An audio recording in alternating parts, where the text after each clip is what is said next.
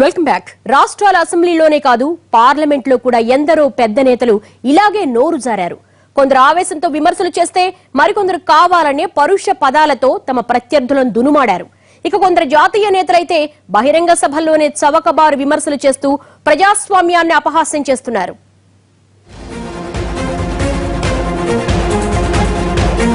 రాజకీయ నేతల విమర్శలు, పరుష పదజాలాలు ఒక్క రాష్ట్రాల అసెంబ్లీ నేతల వరకే పరిమితం అనుకుంటే పొరపాటు. చాలా మంది జాతీయ నాయకులే నిండు పార్లమెంటులో నోరు జారారు.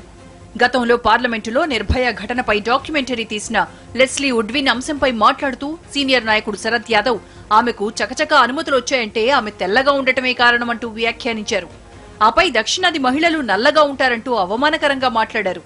దీంతో సభలో ఉన్న కేంద్ర మంత్రి స్మృతి ఇరానీ రంగంలోకి దిగి శరద్ యాదవ్ క్షమాపణ చెప్పాల్సిందే అని పట్టుపట్టారు. ఇలా వారిద్దరి మధ్య వాగ్వాదం సాగుతుండగా శరద్ యాదవ్ మరోసారి నోరు జారారు. స్మృతి ఇరానీని విమర్శిస్తూ నువ్వేంటో నాకు తెలుసని నోరు జారారు. कहना चाहता हूं, हिंदुस्तान में सावरी महिलाओं का संख्या ज्यादा है, दुनिया में सावरी जो लोग हैं उनका संख्या ज्यादा है, और उसके बारे में मैं दुनिया की किसी ताकत से बहस करने को तैयार हूं. और ये बाहर जिस तरह का भीतर ये 2-2 मिनट पे नारी के बात संस्कृति के हक में हमें ఇలా సభలోనే కాదు బహిరంగ సభల్లో కూడా నేతల నోరు జోరుకు కూడా బ్రేకులు పడటం లేదు. ఇటీవల ఉత్తరప్రదేశ్ ఎన్నికల్లో ఓ ప్రచార సభలో పాల్గొన్న సమాజ్వాదీ నేత అఖిలేష్ యాదవ్ మాట్లాడుతూ అమితాబ్ను ఉద్దేశించి మీరు గుజరాత్ గాడిదలకు ప్రచారం చేయడం ఆపండి అంటూ మోడీని ఉద్దేశించి విమర్శలు చేసుకోవడం చూస్తుంటే వాళ్లకు ఓట్లేసినందుకు జనం సిగ్గుపడుతున్నారు. ఓ బాధ్యతాయుతమైన స్థానంలో ఉండి వాళ్లు ఇలాంటి చవకబారు విమర్శలు చేస్తుంటే ప్రజాస్వామ్య విలువలు నానాటికి దిగజారుతూనే ఉన్నాయి. అసలు ప్రజాప్రతినిధులుగా వాళ్లకు విలువలు, సభా మర్యాద, సంప్రదాయాలు పాటించాలన్న ఆలోచన లేదా, ఇక రాదా అని జనం ప్రశ్నిస్తున్నారు. ఇలాంటి ప్రవర్తనతో మీరు సమాజానికి ఏం చెప్పాలనుకుంటున్నారన్న ప్రశ్నలు వినిపిస్తున్నాయి. గతంలో అసెంబ్లీలోనే నోటుకొచ్చినట్లు మాట్లాడినటువంటి విన్యాసాలు ఉన్నాయి. ఇంకా చెప్పాలంటే అదే కనుక అసెంబ్లీ బయట చేసినట్లయితే ఆర్టికల్ సెక్షన్ 294 అనేటువంటిది అక్కడ కూడా వర్తిస్తుంది. సో ఇలా చట్టాలు కొన్ని ఉన్నాయి. ఈ చట్టాలను పటిష్టంగా అమలు చేసినట్లయితే భవిష్యత్తులో ఇటువంటివి మళ్ళీ పునరావృతం కాదు. ఇదేదేమైనా కూడా దురదృష్టకరమైనటువంటి చర్యగా తీసుకోవాలి. మీకు పార్టీలకి వ్యక్తిగత కక్షలు కార్పణ్యాలు ఉన్నట్లయితే వాటిల్ని ప్రజలు తీర్పిస్తారు ఓటు ద్వారా. అంతేగాని నడి రోడ్డు మీదకి వచ్చి మీరు కొట్టుకోవటం, లేకపోతే ప్రావొకేషన్, మేము ఒకళ్ళు తెర వెనకుండి ఇంకొకళ్ళని ముందుకు వదలటం అంటే మనం ఎటుపోతున్నాం అనేటువంటిది ఆలోచించుకోవాలి. సో దీన్ని ఖచ్చితంగా నియంత్రించాల్సినటువంటి అవసరం ఉంది.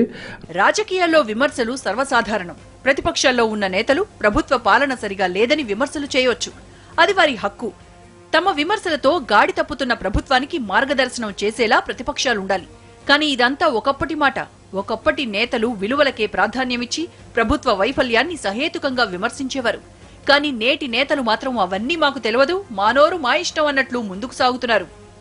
ఈ దూషణ భూషణలు, అగౌరవపరుచుకునేటటువంటి, గౌరవాన్ని తగ్గించుకునేటటువంటి ఈ విమర్శలు ఇటు ప్రతిపక్షంలో ఉన్న రాజకీయ పార్టీల నుంచి ఎదురవుతున్నాయి, అధికార పక్షంలో ఉన్న వాళ్ళకి. అధికార పక్షంలో ఉన్న వాళ్ళు కూడా ప్రతిపక్షాల మీద అలాంటి ఆదరణలే. ఇదొక వాతావరణం, ఇదొక తీరు, ఇదొక చేంజ్ ఆఫ్ టైం ఏమో ఇలాంటిది. గతంలో శాసనసభలో అబద్ధాలు ఆడుతున్నారంటే ప్రివిలేజ్ మోషన్ ఉండేది.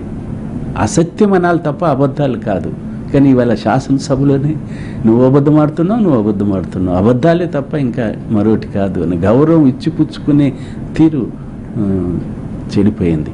తొలితరం రాజకీయ నేతలు సభలో ఎంతో హుందాగా ప్రవర్తించేవారు. ఎవరిపైనా వ్యక్తిగత విమర్శలు చేసేవారు కాదు. ప్రత్యర్థి సభ్యుడిని దూషించాలన్నా సభ్య పదజాలంతోనో లేక భాషా చమక్కులతోనో వ్యంగ్యంగా విమర్శించేవారు తప్ప వ్యక్తిగతంగా ఎవరిని దూషించేవారు కాదు.